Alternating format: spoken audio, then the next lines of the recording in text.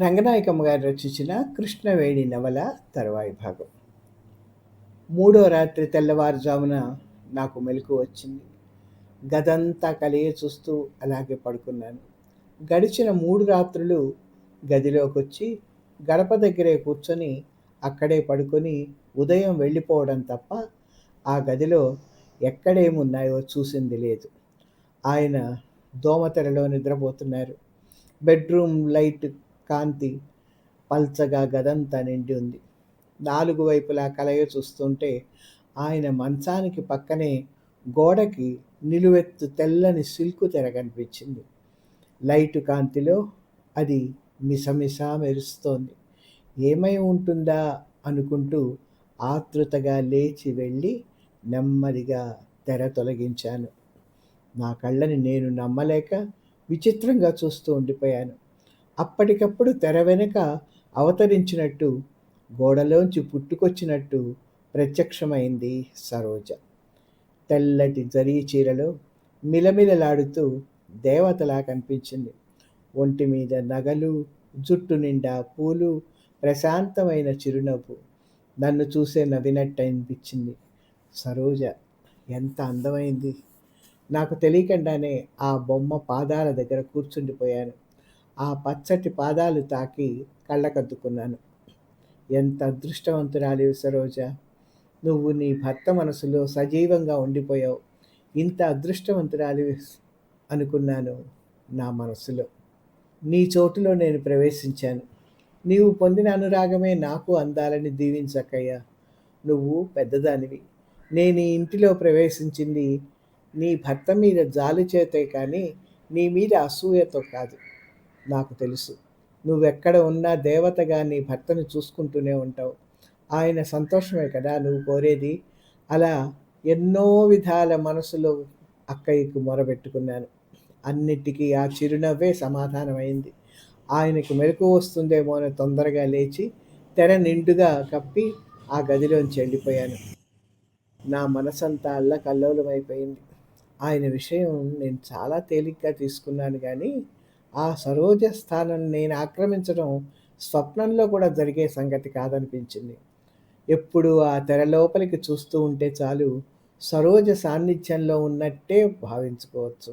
ఆయన అలాగే జీవిస్తున్నారనిపించింది. రోజులు గడుస్తున్నాయి. పరిస్థితి ఎప్పట్లాగే ఉండింది. ఆయన ఉదయమే లేచి సరోజకి పూలమాల అలంకరిస్తారు. రోజు బజార్ నుంచి పువ్వులు వస్తాయి. సరోజ ఉన్నప్పుడు దొడ్డి నిండా కావలసినన్ని రకాల పువ్వులు పూసేవట. అత్తయ్య చాలా సంగతులు చెప్తూ ఉంటారు. క్రమంగా నేను పగలంతా ఎక్కువగా ఆయన పరిసరాల్లోనే మసిలేదాన్ని. లేచింది మొదలు పని మనిషి అవసరం లేకుండా ఆయన అవసరాలన్నీ నేనే చూసేదాన్ని. ఆ పనులేవో నేను చేయబోతే ఆయన చిరాకు పడి నువ్వెళ్ళు వాడొస్తాడు అనేవారు. వాడు లేడు, అత్తయ్య ఎక్కడికో పంపించారు అంటే ఆ పని ఆయనే స్వయంగా చేసుకునేవారు. తర్వాత తల్లితో రోజూ ఏంటమ్మా ఇదే టైంకి వాడు బజారు పోతాడెందుకు అనేవారు. పని ఉండే పంపిస్తాను. ఎవరు చేస్తే ఏం పోయింది, శాంతని పని మనిషే అనుకోరాదా అనేవారు ఆవిడ. నేను పాల గ్లాస్ తీసుకెళ్తే అక్కడ పెట్టెళ్ళు అనేవారు. పని మనిషితో మాట్లాడినట్టే ముభావంగా మాట్లాడడం. నేను పని మనిషిలాగే ఆయనకి కావలసినవి అందిస్తూ యజమానిని అడిగినట్టు అడిగేదాన్ని. ఏదైనా పుస్తకం ఇమ్మని అడిగి ఆయన ఇచ్చిన పుస్తకం అందుకొని గుమ్మంలోనే కూర్చొని చదువుకునేదాన్ని.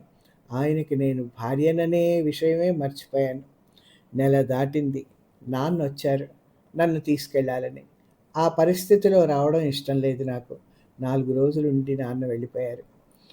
ఓనాడు అత్తయ్య ఆయనకి నన్నే భోజనం వడ్డించమన్నారు. భోజనం దగ్గర కూడా నేనే సిద్ధం అయ్యేసరికి ఆయన కోపం వచ్చింది. అమ్మని రమ్మను అన్నారు విసుగ్గా. అత్తయ్య పక్క గదిలో నుంచి నాకు తలనొప్పిగా ఉందని పడుకున్నానురా, శాంతని పెట్టని, దాన్ని చేరనివ్వకపోతే అది ఎంత బాధపడుతుందో నైనా అనుకోవే అన్నారు మందలిస్తున్నట్టు. ఆయన మాట్లాడకుండా భోంచేసి వెళ్ళారు. ఆనాటి నుంచి ఎక్కువసార్లు ఆయన భోజనం విషయం కూడా నేనే చూసేదాన్ని. ఒకరోజు సరోజకి వేసే పూలమాల నేనే కట్టాను. అది కడుతూ ఉండగా ఆయన సంతోషంగా చూస్తూ పూలన్నీ నాకు అందిస్తూ మాల చాలా బాగా ఉండాలి అన్నారు. నేను కట్టిన మాల చూసి చాలా నచ్చి రోజు నువ్వే కట్టు అన్నారు. ఆ మాలని ఆయన పటానికి వేస్తూ ఉంటే నేను సంతోషంగా కళ్ళు మూసుకొని దండం పెట్టాను. ఆయనకి నచ్చుతుందని ఆ పని చేశాను అనుకోవద్దు. ఆమె మీద నాకు భక్తి.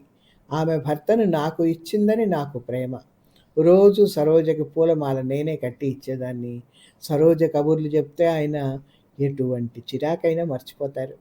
సరోజని ఆయన మనసు నుంచి దూరం చేయడానికి బదులు నేను ఆయనకి చనువు కావాలంటే ఆ సరోజ కబుర్లే ప్రస్తావించవలసి వచ్చేది. నాకు ఆ విషయం కష్టంగా ఉండేది కాదు. ఆ సంగతి ఆలస్యంగా తెలిసినందుకే బాధగా ఉండేది. ఆయన నా వైపు చూసినా, నేను కూడా ఆయన్ని చూస్తున్నట్టు తెలియగానే మొహం తిప్పుకునేవారు. ఆయన ధోరణి క్షణం ఆశ కలిగించి, మరుక్షణం నిరాశలో ముంచేసేది. ఓసారి ఆయన తల దూవుకుంటుంటే దగ్గర నిలబడి, "నేను దువ్వనా? సరోజ దువ్వేదట" అన్నాను. ఆయన చాలా హేళనగా, "నువ్వు సరోజవా?" అన్నారు. నేను తెల్లబోయి, "నన్ను కూడా సరోజే అనుకోండి. నన్ను సరోజ అనే పిలవండి. నా పేరు మార్చుకుంటాను" అన్నాను. ఆయన కొంచెం ఆశ్చర్యపోయి చిన్న నవ్వు నవ్వి ఊరుకున్నారు. ఒక్కోసారి నేను చాలా అధైర్యపడేదాన్ని. కానీ ఆయన హృదయం ఎంతో మంచిది కాబట్టి సరోజ లేని దుఃఖం మర్చిపోలేకపోతున్నారు. అలాంటి మంచి మనిషి మనసులో చోటు దొరికితే ఎంతో అదృష్టం అనిపించేది. ఒక్కోసారి నా భవిష్యత్తును తలుచుకొని ఏడ్చినా మరుక్షణంలోనే ఏదో ధైర్యంతో, ఆశతో నిలవగలిగేదాన్ని.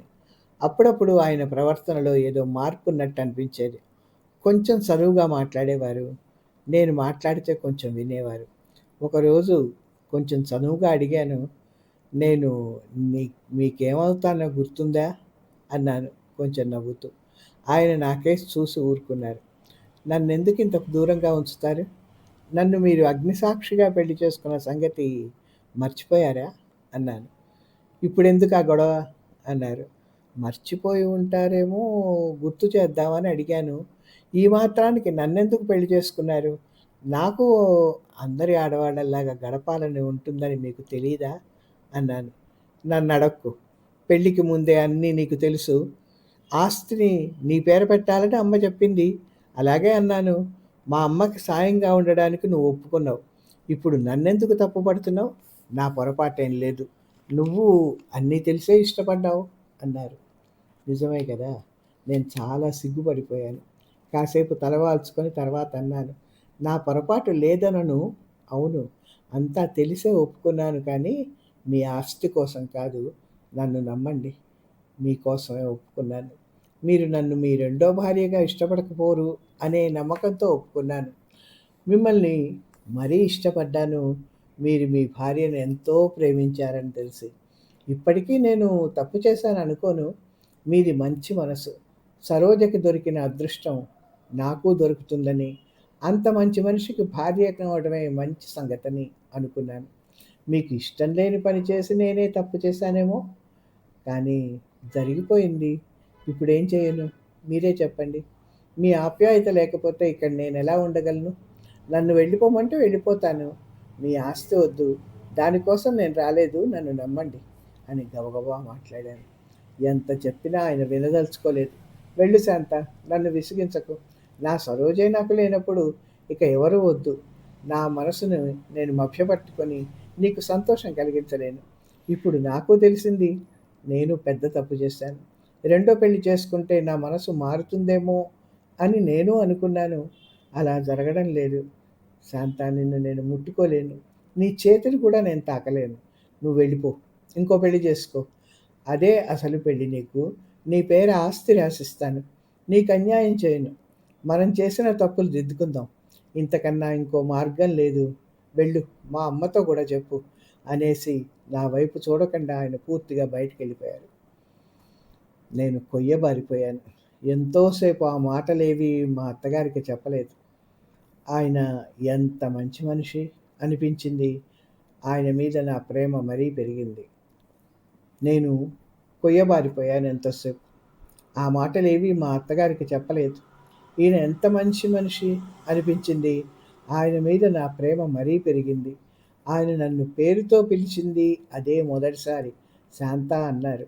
మర్నాడంతా ఆయన చాలా ముభావంగా ఉండిపోయారు. ఆ రాత్రి నిదానంగా, "నీ గురించి ఎంత ఆలోచించినా నాకు ఒకటే అనిపిస్తోంది. నువ్వు మీ ఇంటికెళ్ళిపో శాంత" అన్నారు. ఆయన చెప్పింది ఎలా ఉన్నా, నా గురించి ఆయన ఆలోచిస్తున్నారు అని మాత్రం అనుకున్నాను. తర్వాత ఆయన నాతో మాట్లాడడమే తగ్గించారు. నేను ముభావంగా నా పనులు చేసుకునేదాన్ని. మా అత్తగారు, "నీకు చాలా అన్యాయం చేశానమ్మా. వీడు ఇలా ఉండిపోతాడని అనుకోలేదమ్మా" అంటూ చాలాసార్లు కళ్ళనీళ్ళు పెట్టుకున్నారు. నాకిక ఏ ఆలోచన లేదు.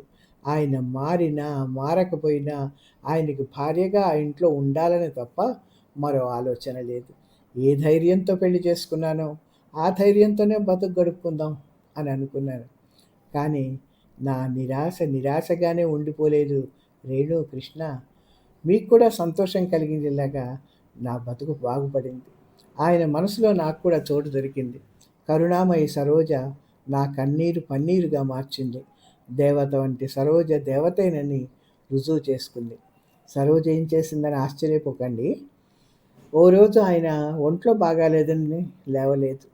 నేను ఆయన గదిలోనే తిరుగుతున్నాను. కళ్ళు పెట్టుకొని చూడాల్సిందే కానీ ఆయన శరీరం మీద చేతులేసి సేవ చేసే భాగ్యం లేదు కదా! ఆ రోజంతా మాట మంచి లేకుండా కళ్ళు మూసుకొని పడుకున్నారు. సాయంత్రం అయింది. లైటేసి రోజులాగే సరోజ పటానికి దండం పెట్టి కిటికీ దగ్గరికి వెళ్ళి బల్ల మీద కూర్చున్నాను. శాంత అని ఆయన నన్ను పిలిచారు. ఎంతో అనునయంగా పిలిచినట్టు అనిపించింది. తెల్లబోయాను. అలా పేరుతో పిలిచింది రెండోసారో, మూడోసారో. అంత అనునయంగా పిలిచినందుకు ఆశ్చర్యంలోనే దగ్గరికెళ్ళాను. కూర్చో. తను కొంచెం ఒత్తిగిలి పక్కలో చోటు చూపించారు. నేను అయోమయంగా నుంచొనే ఉన్నాను. కూర్చో శాంత అంటూ చేతులు జాపి నా చేయి తీసుకొని దగ్గర కూర్చోబెట్టుకున్నారు. అదంతా వాస్తవమో కలో కాదో నాకు నమ్మకం కలగడం లేదు. తలనొప్పిగా ఉంది శాంత అన్నారు. నేను చాలా జంకుతూ ఆయన నుదురు మీద చెయ్యి పెట్టి కొంచెం నిమిరాను. ఆయన కళ్ళ వెంట వెచ్చటి కన్నీటి బొట్లు జారాయి.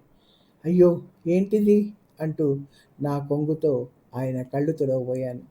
రెండు చేతులతో నన్ను దగ్గరికి తీసుకున్నారు. నాకు దుఃఖం ముంచుకొచ్చింది. ఏంటిది, మతిగాని భ్రమించలేదు కదా? స్పృహలో ఉండేలా ప్రవర్తిస్తున్నారా? అయ్యో, ఏదో జరిగింది. ఏమిటింత దయ అనాలనుకున్నాను కానీ మాటలు పెగిలి రాలేదు. నన్ను క్షమించు శాంత అన్నారు.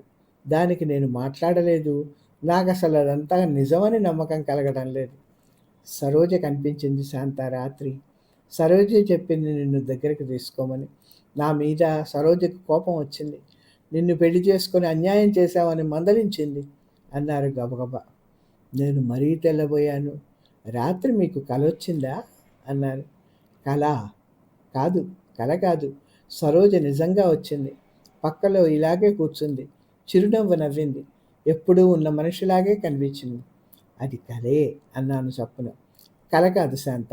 రాత్రి మెలకువ వచ్చినప్పటి నుంచే ఆలోచిస్తున్నాను. సరోజే కనిపించింది. సరోజ నీ గురించే మాట్లాడింది అన్నారు. నాకు నమ్మాలో లేదో అర్థం కాలేదు. నా గురించా? ఏం మాట్లాడింది అన్నాను తెల్లబోయి. నేను స్వర్గంలో ఉన్నాను అంది. నన్ను తీసుకెళ్ళన్నాను. తప్పు. నీకోసం శాంత ఉంది. నేను నీతో జీవితాంతం గడపలేను. నీ శ్రేయస్సు కోరి వచ్చిన శాంత ఎన్నాళ్ళు అలా దూరంగా నేల మీద పడి ఉంటుంది? ఆ అమాయకురాలు ఎంత ధైర్యం చేసిందో ఆలోచించు రఘు. నువ్వు సంతోషంగా జీవించడమే నాకు శాంతి.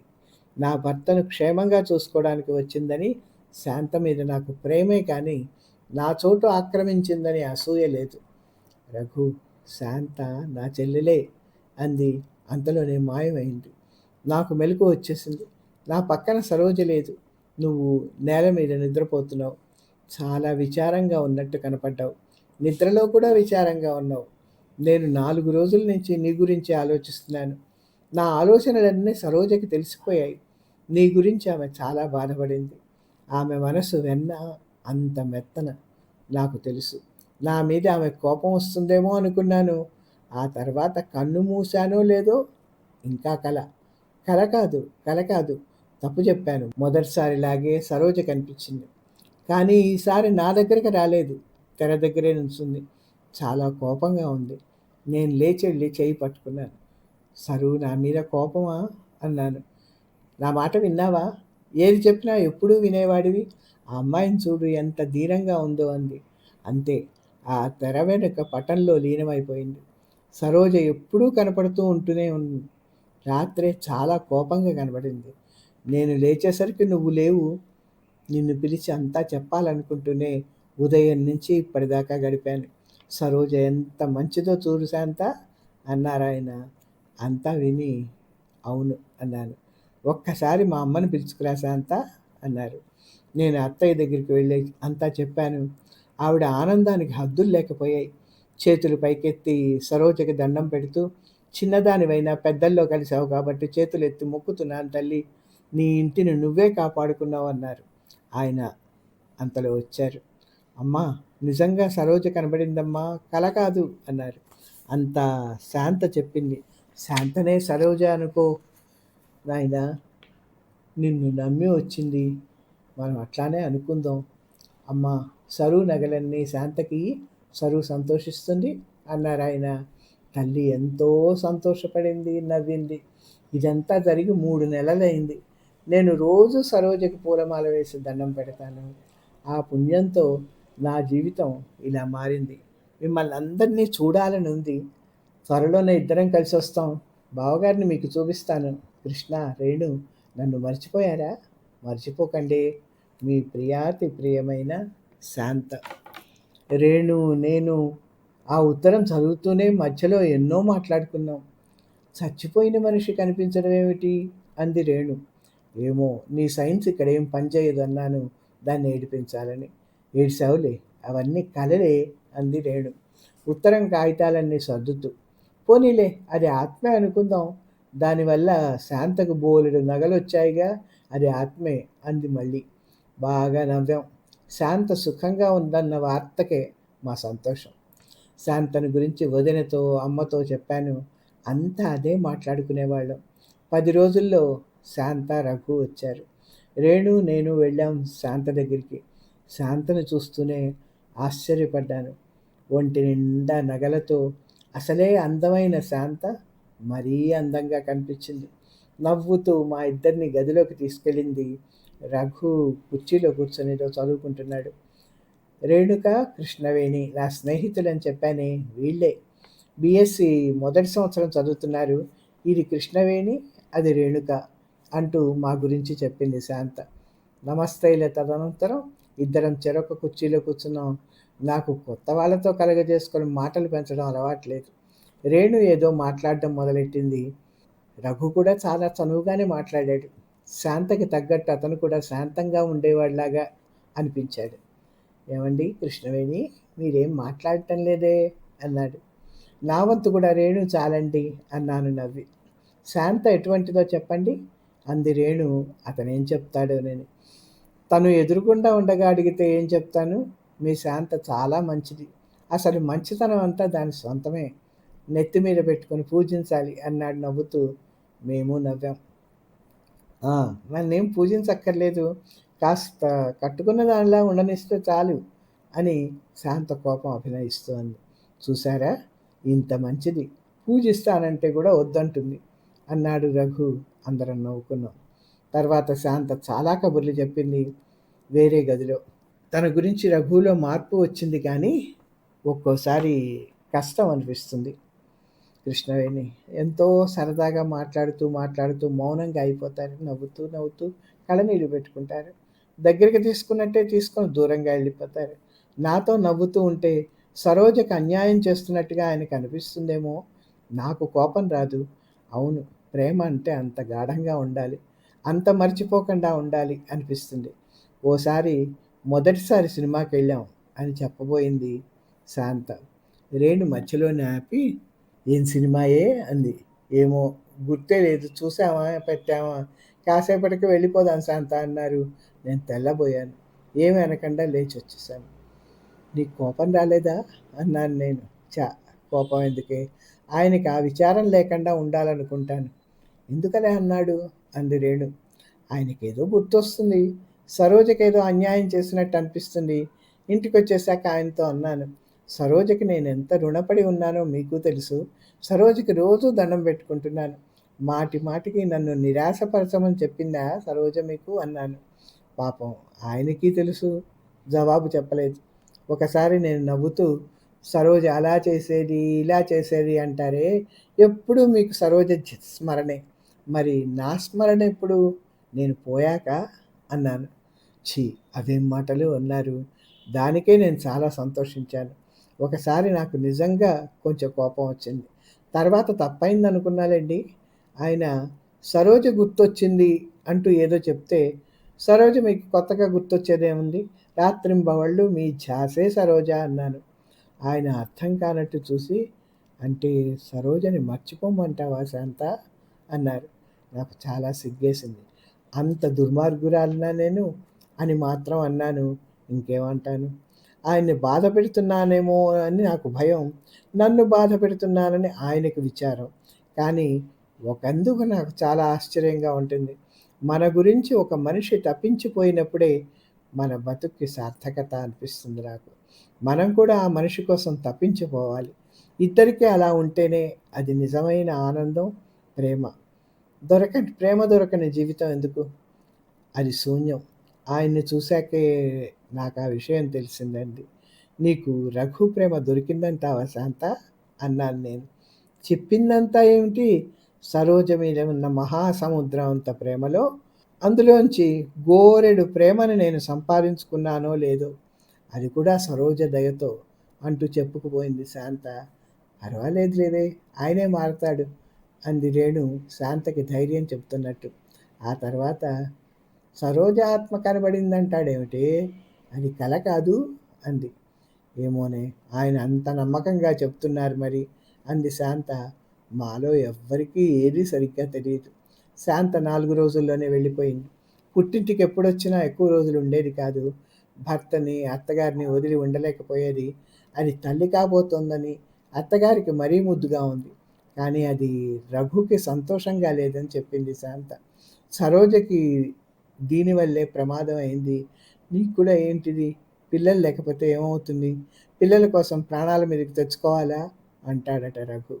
ఆయనకేమిటో భయం. నేనే ధైర్యం చెప్తూ ఉంటాను అని రాసింది శాంత ఒకసారి. ఇక్కడికి ఆపుతున్నాను.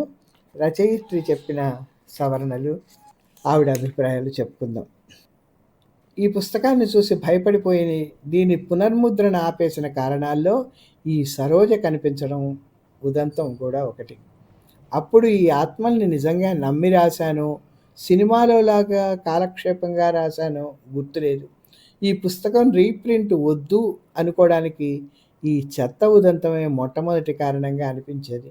విషవృక్షం చదివేశాక ఇంకా ఈ ఆత్మల్ని నమ్ముతామా అన్న పాఠకులు కనబడ్డాక ఆ భయం తీరింది.